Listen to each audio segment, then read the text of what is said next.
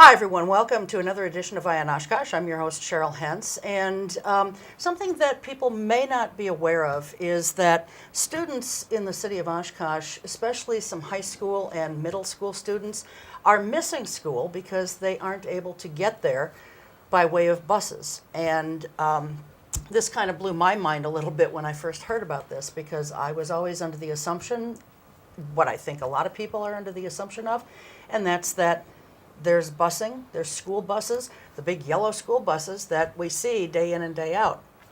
And I always thought that they took all the kids to school, but apparently not. So we're going to find out about this issue tonight. And to discuss this issue, I'm pleased to welcome to the show, to my right, Professor Jennifer Considine, correct? And you're involved with ESTHER, which is a non-denominational ecumenical organization, correct? And it's ESTHER Fox Valley that you're associated with, as opposed to ESTHER Oshkosh, right? Okay, so we're going to find out why, why this one's interested in this issue and the Oshkosh one isn't. Also to my left is Joyce Frone. She is a parent with a child here in the Oshkosh Area School District. And to her left would be that child, Elizabeth Frone Hengst. And we're very happy to welcome everyone here to the show tonight. And a little bit later on, we'll be joined by another gentleman. We'll take a break, and then he'll come in, and he's with ESTHER, and we'll be talking about ESTHER in general, as opposed to just this issue. But for the bulk of the show, we're going to talk about student busing. So, first of all, welcome. I appreciate all you guys being here. As I said in the outset, I think that most people probably are under the assumption that I was, that students in the city who attend city schools or in the Oshkosh Area School District, they either walk to school because they're close enough to their neighborhood school, or they get bused by a school bus. But that is not the case, is it? That's not the case for all students. So certainly there are a lot of students who walk because, as you said, we have the privilege of having neighborhood elementary schools. And there are students who take the yellow school buses as well.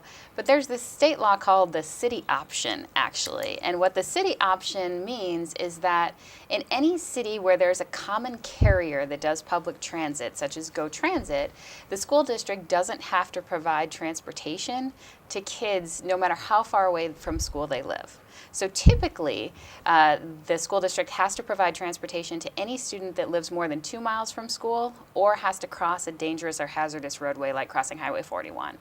But because of the city option, the school district doesn't have to bus and isn't given any funding to support busing for any student within the city limits of Oshkosh.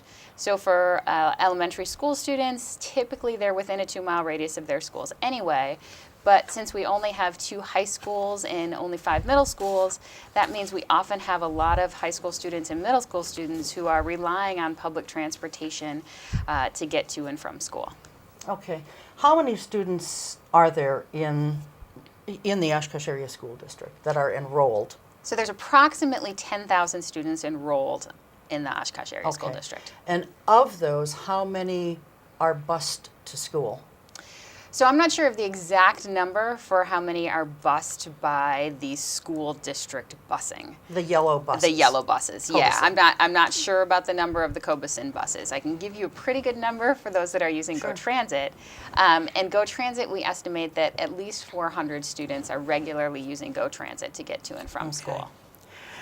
Well, there have been a lot of interviews or surveys done of different people since this issue became an issue. How long has this been an issue? Maybe that's another good question to answer. Yeah, so I'm part of the ESTHER Fox Valley Board, and I'm also on the ESTHER Oshkosh Work Group for the last year. And the ESTHER Oshkosh Work Group has been talking about this issue for 3 to 4 to 5 years, anecdotally hearing stories that this was a problem.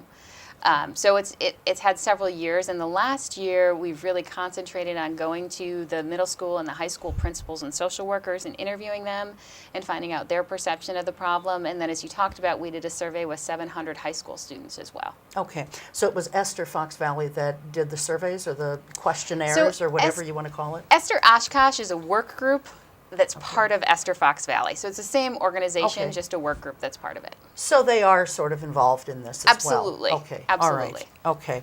Okay. What made ESTHER get involved in this? Because there's a lot of different things that ESTHER does. And we're going to talk about some of those things later.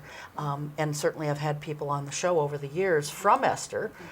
They were very instrumental in starting up our warming shelter here in Oshkosh.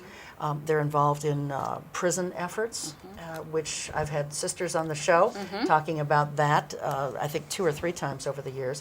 So you guys do a lot of different things. How'd you get involved in school busing, of all things? Great question. So we're really interested in social justice issues, right? And so public transit is certainly a social justice issue. And it's an issue of equity, and it's an issue of access. And so we said this is a local issue that nobody seems to be speaking to loudly enough to get the attention that this issue needs. And we said that is something that we feel like we can do, is speak to this issue a little bit more loudly. Okay. Many students or their families, were interviewed about the busing situation. Do you know offhand how many were interviewed overall for all the different things that we're going to be talking about tonight? So we've interviewed a handful of students and families anecdotally.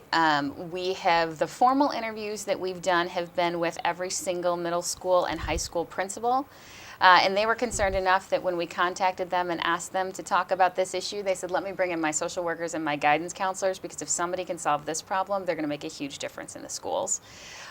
So we interviewed all of them and then did a survey with 705 high school students at North and at West. Okay, all right. Not at Lourdes because they're a private school as opposed to public.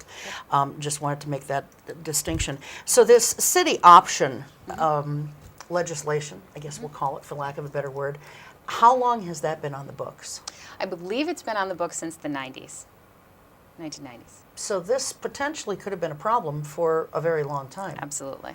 And it's just in the last maybe 5-6 years or so sort of really come to a head. What, you may not know the answer to this, but I'm just sort of thinking, what is it in the last several years that has made this bubble up to the high level that it's at now, where people are saying we've got to do something about this? I think there's a couple things. I think there's pretty high rates of poverty in our public schools here in Oshkosh, and I think we're really paying some attention to that. So I think that's one thing that's made it bubble up. I think another thing is that a lot of times, I think it's been there the whole time. And I think one of the things that happens is that the people often who are closest to the problem, the families who really need help affording busing, they're scrambling to find 4 quarters in the morning to set their kids on the bus. They don't have the time or the energy to advocate for this. And that's one of the things that we as ESTHER are hoping that we can advocate, not for, but with those folks, to say, hey, this is a really big issue and we need to pay some attention to it. Okay. Another question that I have would be, I said in the opening that kids are missing school. And we'll talk about, specifically how much school they're missing a little bit later on. But it strikes me as odd that the school district, unless things have changed drastically since I was in school, that was a long time ago, so maybe it has. But to my way of thinking, I mean, when you have a child who's not in school, you call in the morning and you say, little Johnny or little Susie or whoever, little Elizabeth, they're not going to be in school because of. And so do these parents, are they actually saying they don't have a way to get to school? So it's a great question. And I will say that the school district, we've talked to them and they are sympathetic to this issue. They also recognize that this is an issue here. Kids, when they miss school, if they miss enough that they're truant, which is 5 days, right? Or if they miss enough that the social workers or the guidance counselors figure out that there's a problem, in those cases, the school district has provided bus passes to those families where it's been an issue. The place where I think it gets missed are the kids who miss once a month here or there, right? And so it's not a regular occurrence. And I also think a lot of people don't want to say, well, I didn't come to school because I didn't have money to afford the bus. Sure, it's right? an embarrassing thing. It's an embarrassing thing. I recently talked to the social worker, one of the social workers at North, and she said at least every other day she gets asked for a bus pass from a kid who can't afford a bus pass. And the response right now is to give the student a handout so that they can apply for a bus pass through the Salvation Army and through St. Vincent de Paul. And there are some of those available, but again, that's a lot of hoops for a family to jump to help their kid get to school. Sure. Well, you mentioned that kids can get bus passes, but that's not necessarily a solution, long or short term, to the problem. Now, we've got a graphic here that shows the current cost and availability of bus passes. It may be a little hard to read as we bring it up on the screen, so it's there. I think most people can maybe make it out, but why don't we kind of go through that a little bit, just in case someone can't make it out, or we're also on the radio, so definitely people on the radio can't see it. Sure. So, Sure. so let's talk about this a little bit. So in the graphic that they're seeing, right, a couple of things that you might notice there. One thing that you might notice is that it costs $1 one way to ride the bus here in Oshkosh, and I will point out that Go Transit has done a really good job. That's the lowest bus fare in the state. That said, for families who are living in poverty, and more than 40% of our students here in town qualify for free and reduced lunch, so that's a lot of families, the $25 a month for a bus pass is a lot of money to that family. So you'll also see on that you can get monthly bus passes as well. One of the other things that table points out is that there are some students in town who are riding the bus for free, at least to the student. So I, for example, work at UW Oshkosh, and anyone who is a faculty, staff, student, or even an alumni of UW Oshkosh can ride the bus for free because UW Oshkosh pays Go Transit for that. Okay. Fox Valley Tech students have that same option as well. So those sorts of revenue agreements have started to become more common across the state, not just for college students, but also for high school and middle school and even elementary school students. Green Bay does that, and Appleton does that as well. Okay. Now, there was a transportation survey done, and we have those results that are on another screen. I'd like to maybe pull those up now, and let's go over these results. And that definitely, I think, is easier for folks to read. But again, for those who can't, or for the benefit of those on the radio, what did this transportation survey show? Sure. So we developed the survey as a Google form that was emailed out by the principals to all of the students in the high school. 705 of the students responded, which is a pretty high response rate, 30% of the students at Oshkosh West and 16% of the students at Oshkosh North. And 4% of the students who took the survey ride the city bus Go Transit to and from school every single day. There are more than that ride the bus just one way, and certainly more than that ride the bus occasionally. And so one of the other things I think that's pointed out on that graphic is that the students who are regular bus riders are much less likely to participate in some after-school activities than students who can, say, walk or who have their own cars, because the buses don't really run that late. Okay. Now, our next graphic that we have here shows a couple of pie charts showing how students currently are traveling to and from school. So let's talk about that a little bit and see where the numbers fall and how these kids are getting to school. So one thing I should point out about this graphic is that this one was done in May, right? So May of this past year, right, of 2017. So that may skew the results just a little bit in terms of the weather, right? So we have more people might be walking and biking than are certainly this month, right? But we still see that the majority of students are getting to school by their own transportation in a car, or their parents are dropping them off. But we have a good chunk of students who are also walking, biking, or riding the public buses to and from school. Okay. All right. Boy, some of these numbers are they're mind-blowing, really. You know, and again, I think it's interesting because a lot of people don't probably know that this is a problem. Until I got an email from you folks, I didn't know that this was a problem. Yeah. Again, I just assumed everybody was on a little yellow school bus going back and forth to school, but that's not the case. So I want to bring in our other guests here, Joyce and Elizabeth, because, you know, we've been talking about how kids are getting to and from school. And Elizabeth, you go to Oshkosh North? Yeah. Okay. And what grade are you there? I'm in 9th grade. 9th grade, so a freshman. Yeah. How's that going so far? It's going pretty well, actually. Everyone said, oh, seniors are going to beat you up. They don't. They're actually really nice. They're all like, oh, it's like our little sister if we had Well, one. that's good. That's good. they're all really So nice. that's the least of your problems. Yeah. Is one of your problems finding a way to get to school? Yeah, my father tries to pick me up and drop me off as much as he can, but there's times when he works days or nights. There's times when he has to go to the hospital a lot because sometimes he's pretty sick. And so then it can get to be a problem when he calls at like midnight or like maybe 5:30 in the morning and say, I can't pick her up. She needs to find a way to get to school.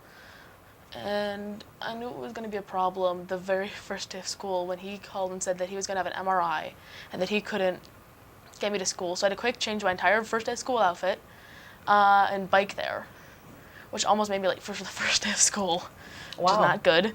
No, not at all.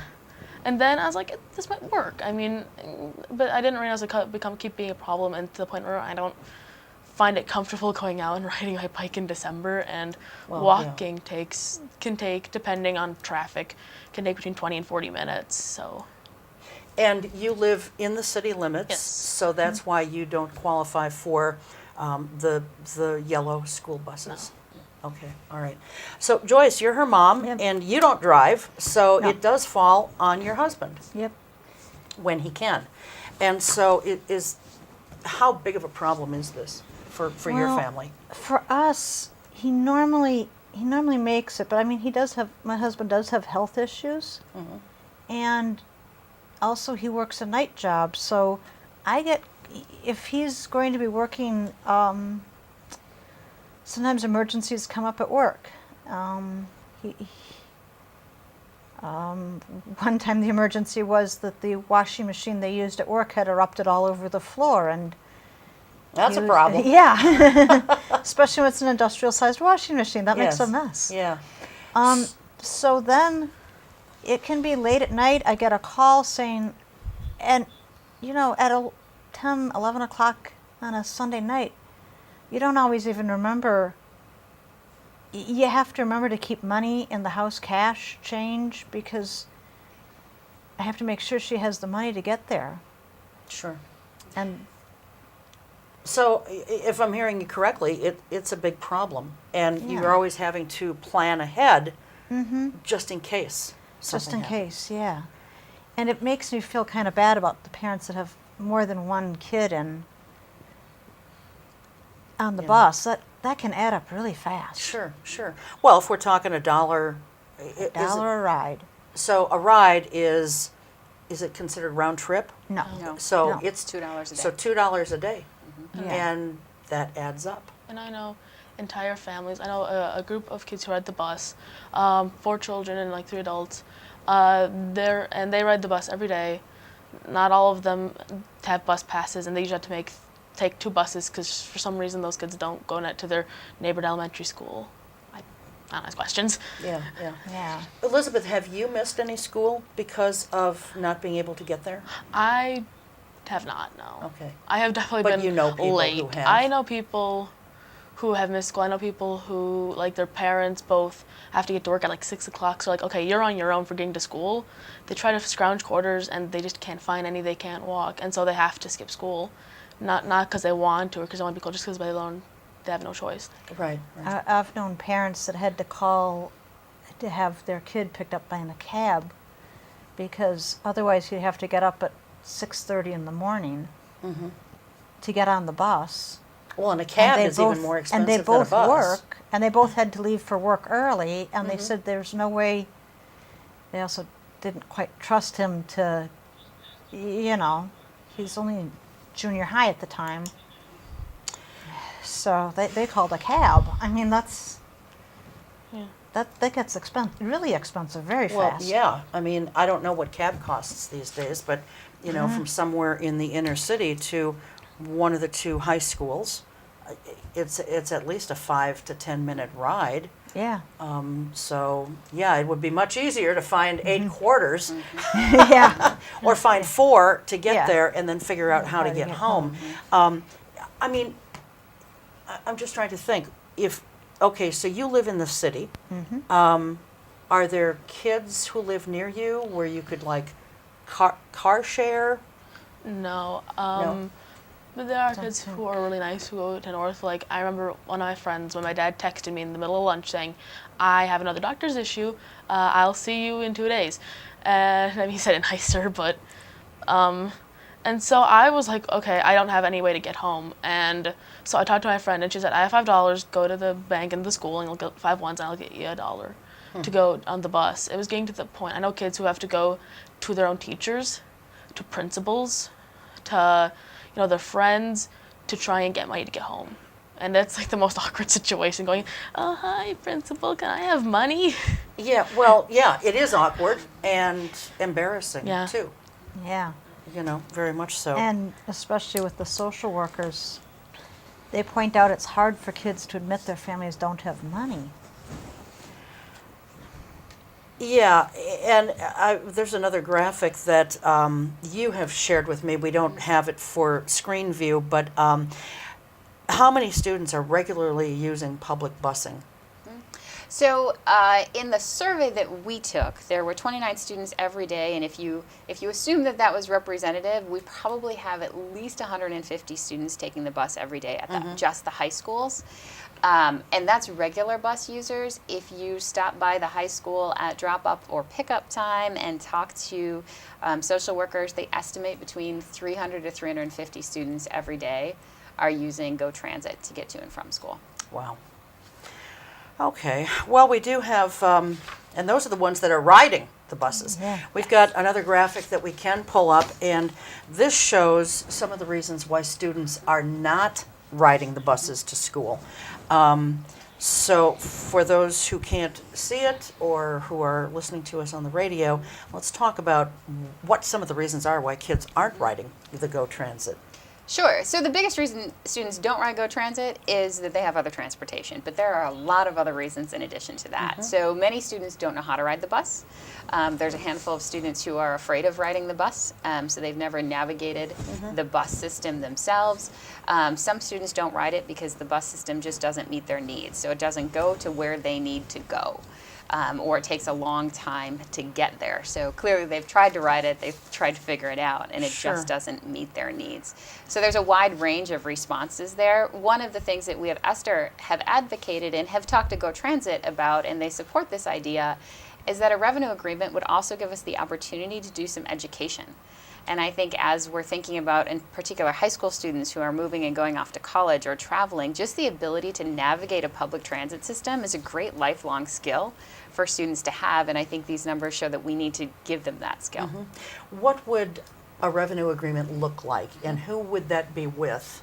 It would be the school district with So the whom? school district would create a revenue agreement with Go Transit. Okay. And that's something that, like I said earlier, has been done before in other cities. So Green Bay is the most recent to have done it. And the Green Bay School District has a revenue agreement with the public transit there. Appleton has one as well. So we've had meetings with the school district and with Go Transit, and the estimate is it would be about $50,000 in order for a revenue agreement to happen. And so that's $50,000 that they'd have to find in their budget somewhere. And that's difficult because school districts are always searching for more money. Absolutely. And I You think know. when we met with the school board, that's exactly what they said, is we agree that this is an issue. It's for us a question of cost and how we afford it. I also think when we look at that 50,000 number, in some ways it sounds big, in other ways as a part of the budget it's not real big. And I would like to think that in this community we can, maybe there's a donor who can support that, or maybe there's some fundraising that can be done to offset at least some of those costs. Are there, we know for like renovations of buildings and helping people with their housing, their personal housing, there are community development block grants, federal money that cities get to help housing issues and so forth. Are there any kinds of federal grant money that would be available, or state grant money for that matter, to help out a situation like this, to help meet that $50,000 need? To my knowledge, there are not. My guess is if there were, Go Transit would have already applied for it, because I know they would like to see this happen. So my understanding is that funding isn't there right now. I do think one of the things when people get a little worried about the number, I also like to have people think about the cost savings that we might encounter, right? So if we think about the savings of the time of the social workers, there's 7 social workers in this district for 10,000 kids. And we don't want social workers to be spending time trying to figure out how to get kids bus passes. If they could just show their school ID and ride the bus, that would save a lot of social workers a heck of a lot of time, which I think is money much better spent on other things. I think even when we look at things like truancy and having to pursue truancy and go to truancy court, if we can eliminate that to a degree, that $50,000, while it seems like a cost, might in the end end up also saving us some money, Sure. and certainly saving families and students a lot of angst and hard Sure. times. If students were given free bus passes, how much of a difference do you think that that would make? I know many families that would make a big difference for. We did in the survey. There are some students that it wouldn't change their behavior a bit. They have a car, they have a carpool, they're not going to ride the bus, and that's fine. Or they're right? just afraid to ride it, as you mentioned Right. a little earlier. Exactly. But for those students like Elizabeth talked about who are having to go find somebody in the middle of the day to get $1 because they didn't plan to ride the bus home, for those families, it's going to make a massive difference. So what steps have to be taken to accomplish that? So one of the exciting things is that the City Council and the school board are actually meeting at the end of January to talk about this issue and to figure out how to move forward. The City Council, of course, operates Go Transit, the public busing here in town. So they're going to meet to talk about how we need to do this. In terms of the practical pragmatics of implementing this, that part's easy. Students can just show their high school or their middle school IDs. They already have those. And the bus drivers just make a little hash mark that that's why they're riding for free. And so the practical implication of this is pretty easy and pretty straightforward. So our last graphic that we have tonight then, Jennifer, it shows a correlation between transportation and attendance, just so people can kind of get a feel for just what an impact not having the ability to ride a bus, financial or otherwise, is. And that's up on the screen now. So let's talk about this a little bit, because the numbers, again, are a little surprising. So approximately, in the 705 students that we surveyed, as they were reflecting back over the past year, and this was in May, so they were thinking back over the school year, 29% of those students reported that they had missed at least one day of school because of a lack of affordable transportation. And there was also a small percentage, but a percentage of students who reported that they had missed school 4 or more times because of a lack of affordable transportation. So that's a very high number. If we're talking almost 30% of the students are missing school because they don't have access to affordable transportation. Right. I mean, this is more than a quarter of the students that were surveyed.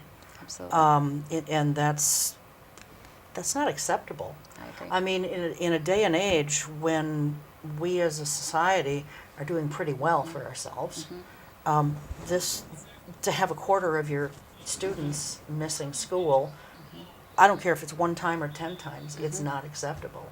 You know, so something has to be done here.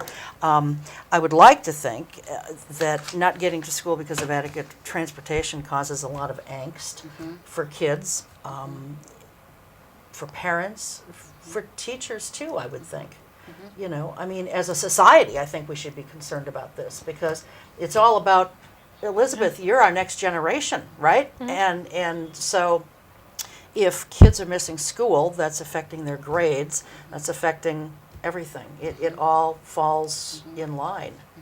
So, yeah, we've got to do something about this. Now, some schools, as you mentioned, they do offer free bus passes as a transportation option, and we did kind of talk about them a little bit, but I just want to repeat that for people who may not have caught it or who may have missed it. And I can't even get my next page up. There we go. There we go. So let's talk about that. So the other districts, there are several districts that have done this. The closest ones to us are Appleton. So the Appleton School District has done this. And like I said, just this year, the Green Bay School District entered into a revenue agreement. The Green Bay School District is a brand new one. That one cost $180,000, which makes our $50,000 look like a bargain. And their revenue agreement was that any student 7 years old or older could ride the school buses for free. And like I mentioned, here in this community, we already have precedent for that with UW Oshkosh, students, faculty, staff, and alumni being able to ride the bus for free, as well as Fox Valley Tech students. And one of the other things, I'm not sure if they can see this graphic, but Janesville runs a Tokens for Teens program. So they, which we're actually doing a short-term fundraiser ourselves through ESTHER in this case as well. So until we get this revenue agreement in place, we need to do some short-term fundraising so that we can be able to provide funds to the social workers for when kids come and say, hey, I just need this bus pass to get home. Okay. So one of the next steps then is going to be you are meeting with you've already met with the city council on December 5th, and there's a joint meeting set up with the school district and the city, Absolutely. including the city council, and that is set up for January 31st. Is that right? That's correct. And is ESTHER going to be present at that meeting as well? If they would like us to be there, we You'd will be be there. there. And if it's an open meeting, we sure will be there. All right. Well, I doubt it would be a closed meeting, so now you've recently held a short-term fundraiser. Okay, so how did that go? How much did you raise? Tell us about So the process that. right now is ongoing. I know for sure we've raised about $450. We've only kicked it off about 2 weeks ago, so we're hoping to raise more money as well. The Emmaus Ecumenical Catholic Community is collecting the funds for us, and then that will be donated directly to the school district as well. So there was an article that I wrote that was in the Oshkosh Northwestern e-edition last Sunday, and it will be in the printed edition this coming Sunday that gives people information on how to support that. Okay, good. And if I could get that information from you too, that would be good, and we'll put it out there on our That would be on our great. website and so forth, and our Facebook pages. So we appreciate your bringing this to our attention. I mean, this is obviously a huge issue, and I appreciate you guys coming on to talk about it, because it's not something that, we should just accept, and it certainly is an embarrassing thing. So I appreciate your courage in coming forward and exposing your problem, because that takes guts. Absolutely. So, and as far as not being able to ride the bus because you don't know how to ride it, I bet some people may sit there and say, well, that's kind of a silly excuse, but it can be very frightening. I mean, I don't know. I rode the buses when I lived in Houston, and that was a long time ago. And I don't know that I'd know how to ride a bus these days, or how to figure out a bus route, or, I mean, all of those things. Is there someone who helps educate kids about this? So some of the kids at the high school, if they say go to a work-study program, will be in some education for how to ride the buses. But the vast majority, it's if you have a friend who rides the buses, the friend takes you on the bus with them, and that's how you learn. And what if you don't? And if you don't, I will say that Go Transit has a great program, actually, for community members to learn more about how to ride the bus. And our hope is that if we get this revenue agreement, that it's partnered with that, some education in the schools as well. But yeah, I think you're right. At this point, I think primarily you learn to ride the bus by either getting on and being brave and experimenting, and the bus drivers are helpful, or you have a friend who takes you along. Okay, all right, good. So Emmaus, you said, the Catholic Ecumenical Society in town, they're collecting the funds. And so if people want to give to this cause, I know you said it's in the paper and it'll be there again, and you'll get it to us, but for people watching or listening, how can they help with this cause? Yeah, so I think at some point we're going to put the Esther Fox Valley website up, which is esther-foxvalley.org. And if people click on our Facebook page, we've shared that story from the Oshkosh Northwestern that has information about how they can donate. They could also send letters to their city council or the school board in advance of that meeting in January and say, I, as a community member, want to see something happen here. Because I think the school board and the city council really listen to the community, and the more of us who can step out and say that would be great. The third thing that people could do is they could certainly come and join us at our next ESTHER meeting, which will be on January 2nd at 4 o'clock at the B'nai Israel Congregation on Algoma Boulevard. And we'd love to have more people come to share their stories or to get involved. Okay, and you said that's January 2nd at 4? Yes. Okay, boy, that seems like so far off, and yet it's right around the corner, So, okay, very good. We are going to take a real short break here, and then when we come back, we're going to be joined by someone else who's part of ESTHER, and we're going to talk a little bit more about all the other things that ESTHER's involved in. as if this wasn't huge enough. But for sure, try and get involved in this. Jennifer mentioned the website address, but it's esther-foxvalley.org, so hyphen dash foxvalley.org, and it's up there on the screen now for people watching us on television or YouTube.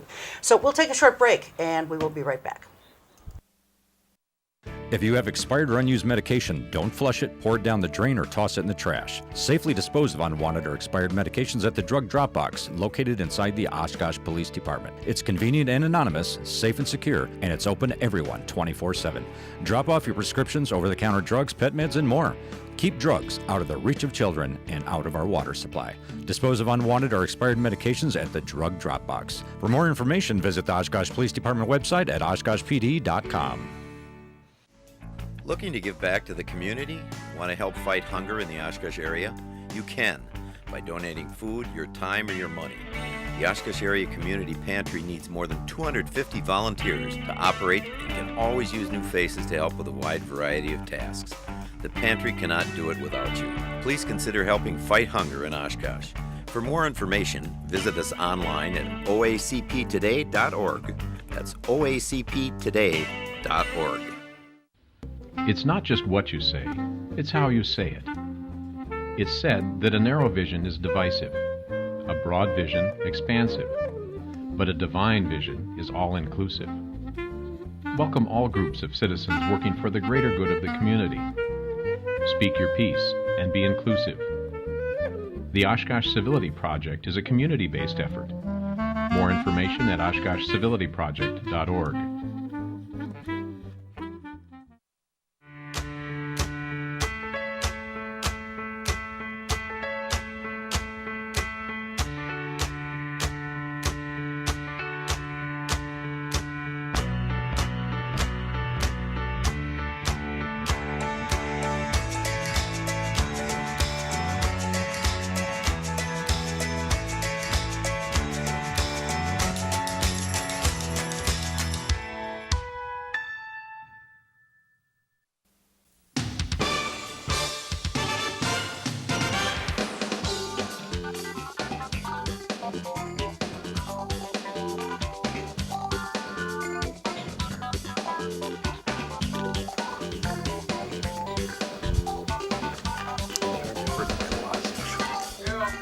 Oh, geez. They didn't tell me we were back. Here I am trying to fix my collar and so forth. Anyway, welcome back to the second part of this show. We're joined now by Bill Van Lopik. Did I say that right? Correct. Okay, and you are Esther's community organizer. Yes, I am. All right. And still with us is Professor Jennifer Considine. And do you have a title with Esther, or are you just professor? I'm a board member. And a board member. Okay. All right. Excellent. I think you mentioned that earlier, but so much to keep in my back of my mind here. So, okay. So I said earlier in the show that Esther does a lot of different things, and I've actually had a number of people from Esther or who are involved in Esther on the show over the years. Yeah. But, you know, for people who may be watching this for the first time, hearing about Esther, or who are listening on the radio and have never heard about Esther before, you know, tell us a little bit about what Esther is and the other things that you guys are involved in. Okay. As I think Jennifer mentioned before, we're a grassroots interfaith social justice organization, and composed of mostly of many congregations, of different types of congregations. Christian and Muslim and Unitarian, and so it's just people of faith who have that value. And there's about 12 different faith communities, but it's not restricted to people who just necessarily go to a church. It's for anybody who, people of faith coming together to respond to issues that are important to them in the community, social justice issues. And I am the only full-time person working with Esther. Everybody else is volunteers who just have a really commitment. How did you get that gig? I was very fortunate. I've been at it for about a year now, just over a year, hired in this position. Yeah, it's a real honor and privilege to work with people who are so dedicated to making our community a better place Sure. for all people. And that's really what the bottom line. One of our taglines is creating a beloved community, and what that means. So we're not a political organization. We are, addressing issues that are important to people of faith. Okay. And some of those can be things related to criminal justice. What happens when people go into the criminal justice system? What happens when they come out? Because most people who go in, 98% are going to come out, and we hopefully want them to be integrated back into the society, in the community, in a better way. So we're concerned about that system. We also are working a lot in immigration now, and understanding that immigrants in our community they bring benefit in a positive diversity that make our community a great place to be. So that's another thing we're working on. Yeah, I've got to believe that the immigration thing is huge right now, given our is. political climate and who we have sometime residing at 1600 Pennsylvania Avenue. Yeah, yeah, and that's a big, just coming up. I mean, for DACA students, who are DACA recipients, that's very much in limbo now, and we're talking almost 1 million people. Students who have gone to school and college and want to continue, their career, who don't know any other place basically of living. This is home. And their home is in jeopardy right now. It very much is. So, yeah, I've got to believe that that's huge. I want to talk about some of your upcoming events just for the month of January, because you guys are busy. I mean, you've got a lot of things that are going on. Jennifer, you had mentioned the meeting on January 2nd at 4 p.m. And again, for someone who may be just joining us, tell us what that meeting is and where it is. So that is the meeting of the Oshkosh ESTHER Work Group. Okay. And so it's 4 p.m. on January 2nd, and it is at Congregation B'nai Israel, which is on Algoma Boulevard. It's just by it's right by campus. Okay. And that's, of course, open to the public. That's- And what kind of things will they see or hear if someone goes to that?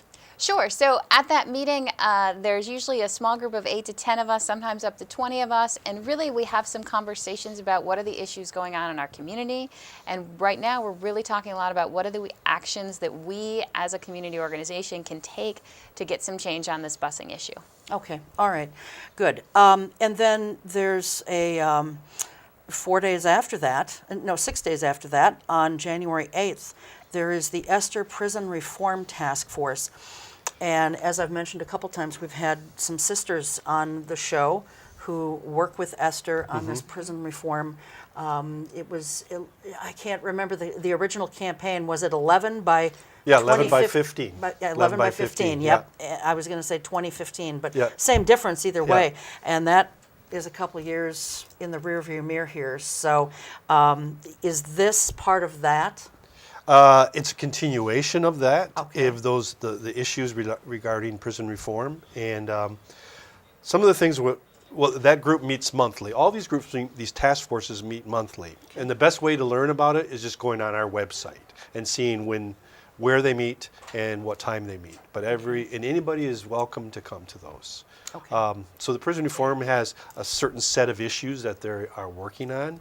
One of the pertinent ones right now is we have found through investigation with the busing that sometimes people who are going to jail aren't getting, if they're prescribed medications, they may not be getting those medications in a timely manner, Okay. which has serious repercussions, especially if you're suffering from epilepsy or schizophrenia or some sort of mental Sure. illness. And that's a concern. So we've been meeting with county officials. This would be up out of Gamey County specifically.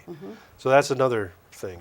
The idea for each task force is to what we call cut an issue, or find an issue that people are passionate about, and to address that issue. And once we win it or solve it, move on to another one. Okay. So even though it says prison reform, prison is inclusive of county jails. Exactly. Anyone who's incarcerated. Anyone who's incarcerated. Okay. Yeah. All right. Now that particular meeting is at St. Matthew Church. Or at St. Mark's.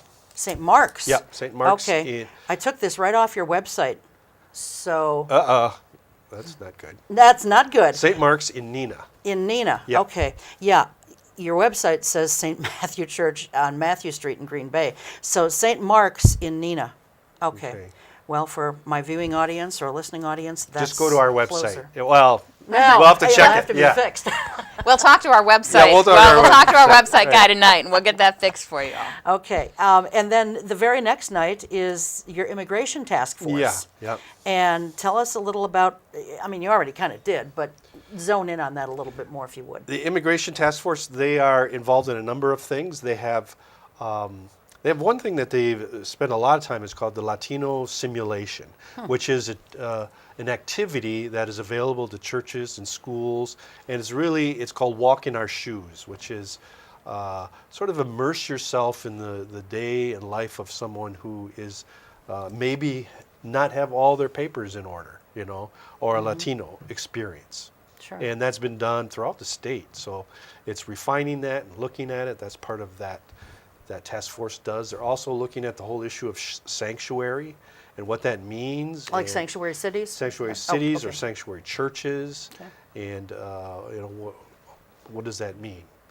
So we also have a public transportation task force too that looks at the issues of public transportation on a regional level.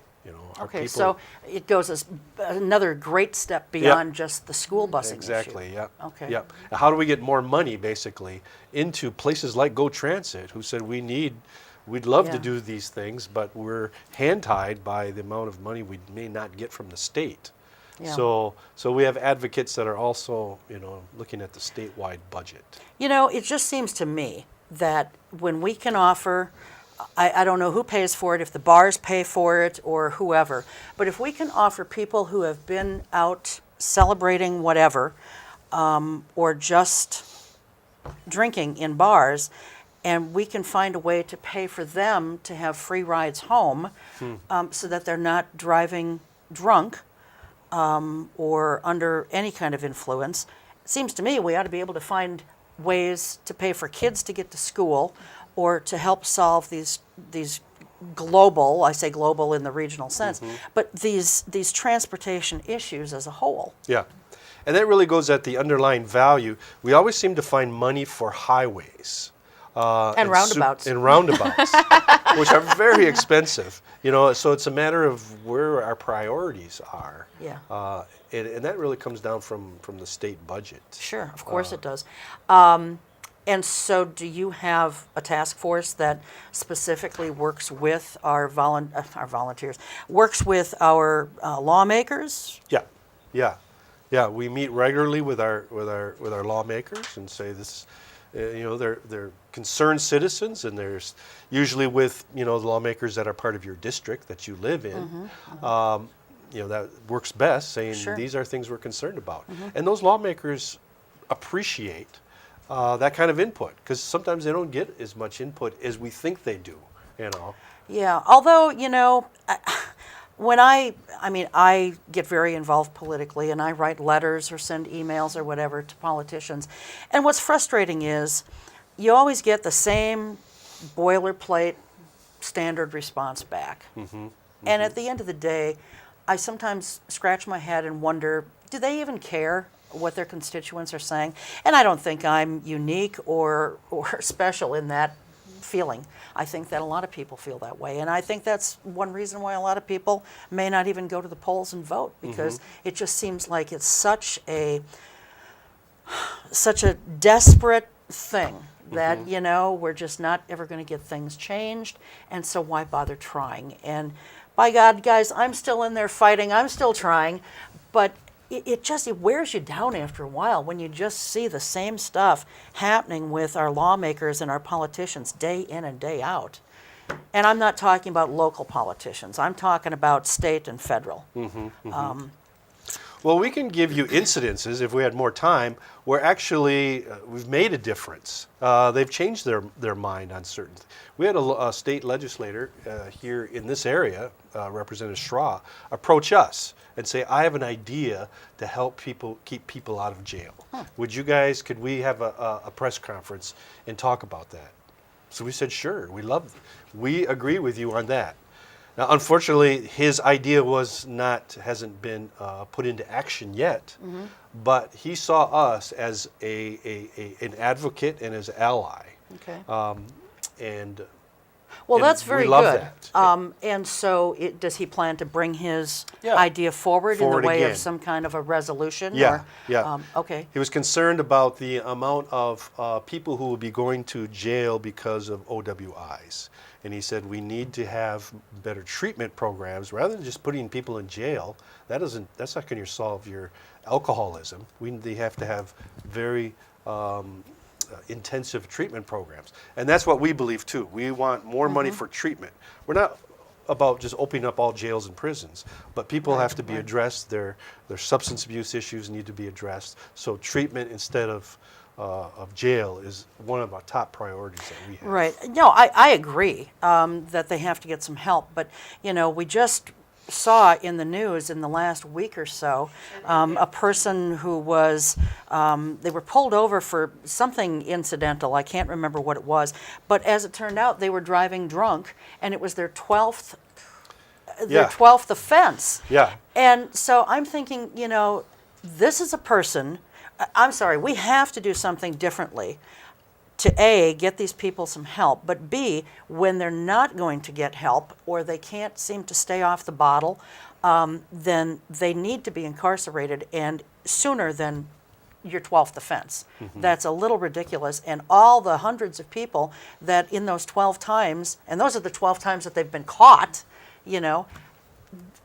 they're endangering hundreds of people's lives when you look up all those times that they've been out there driving. Well, one of the ideas that Representative Schra had was, yes, they would be incarcerated, but in the evening and in the weekends. We don't want people to lose their jobs because that impacts them and their Sure. whole family. Yep. Yep. So just putting them in jail for the whole time is not solving it. So have places where you go at night to jail Okay. or the weekend, and then go to work Yeah. during the day. And I think that's maybe a good idea. I mean, we do it for other things. Yeah. We see it day in and day out. Yeah. So good. Now, here's one that I found interesting. It's your meeting coming up on Wednesday, January 10th, the Religious Leaders Caucus. What's that all about? And is that open to the public? It's open to faith leaders, I guess. Yeah. Okay. That's a long-standing committee of ESTHER, and it gives us so different pastors and faith leaders of the community come together, and we talk about some of these issues, and it helps us give us a moral compass as an organization. Sure, To say, what are all you folks thinking about? Are we going in the right direction? Are we being faithful to our mission? So that's kind of what that is. Okay. Is also. You've got a ESTHER Leadership Board meeting. I assume that's Yep. something that you would be at. But this one I want to talk a little bit about. We've only got about 3.5 minutes left. It's the 7 Habits of Highly Depolarizing People. And you don't have a place where that's going to be held yet, but it's on Thursday, January 25th at 6 p.m. What is that going to be about? That is a follow-up, and I don't have all the particulars of that yet. It's still in its planning stage. Sure. But it's getting people to come together and talk about issues in a safe, how do we dialogue together? Even though we may differ, because so much of our society is very polarized now. So how do we talk about these important issues that may divide us and still have a relationship? One that's probably not on there is on January 27th, we're having a very unique a play. And it's a play from a nonprofit organization out of Chicago. And it's the stories, they're women who were formerly incarcerated that now live in a transitional home. But they have a play that they've developed and helped write to help people see, some of the struggles, some of the humanity that goes on with women who are in jail. Usually, sometimes we just write off people who are in jail. But really to focus in, man, they have feelings and hurts and struggles Sure. and challenges. And that's going to be a really interesting play. Okay. It's Well- called Women of Grace. Women of Grace. And where That'll will that be? At the Fox Valley Unitarian Universalist Fellowship up in Appleton. On Phillips Lane, I believe on it is. Phillips Lane, in you're right. Appleton. On a Saturday evening at 6:30, but it'll be on our website. Okay, wonderful. That does sound like a good one, and that's on January 27th, you said? Correct. Yep. Okay. Yep. So, wow, you guys really are, I mean, you're more involved in things than I guess I even realized. Good. So I that's- hope you'll that's a have very- us back on again. We have Oh, of lots- course. We always have a lot of things to talk about. Sure. Well, you know, like I've said a few different times, I've routinely had people on from ESTHER. And Yeah, I in know one- the sisters who you're referring to are Yep. active in our Oshkosh task force. Yeah, I think they've been on 2 times for sure, Oh, really? possibly a Okay. third Yeah. over the years. And just, boy, I just love those gals. They're just wonderful. Yeah, it's and people they do like a good that, job. that are the Yeah. backbone who make up what ESTHER is. Oh yeah, yeah. I'm always open to have you guys on the show for whatever issue you're talking about, and I would like to get an update at some point on the busing issue. You know, so I know that you're meeting on January 25th with, well, wait. 31st. 31st. Yep. I've got all these dates. Yeah. January 31st. So one question that I did not ask you, but we should get a quick answer to. How soon would you be hoping to have some kind of a revenue agreement or something in place where something can be done about the busing? The city and the school district are both working on their budgets right now. I would hope that we would have something in place for the beginning of the 2018 school year. Okay. Well, that's wonderful. All right, good. Well, guys, it's been a real pleasure. I mean, it's always fun. You guys, anytime you want to come back, you're more than welcome to come back. And, you know, check out the ESTHER website. We've had it up a few different times. Hopefully we can get it back up again quick.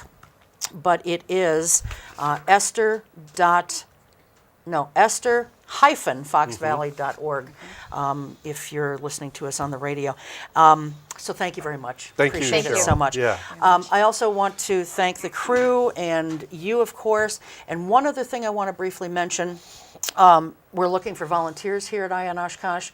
You don't get paid for it. I don't get paid for it, but it only needs for you to give up about 3 to 4 hours a month of your time, get to learn about how TV is done, even in this small venue, and it's a lot of fun. So if you're interested, there's information's on the screen right now. If you're listening to us on radio, just jot me an email at ionoshkosh@gmail.com. So again, thanks to the guests, thanks to the crew, thanks to you. We will see you in 2018. Merry Christmas, Happy Holidays, and Happy New Year, and we'll see you then. Until then, take good care. Keep your eye on us. We've got our eye on Oshkosh.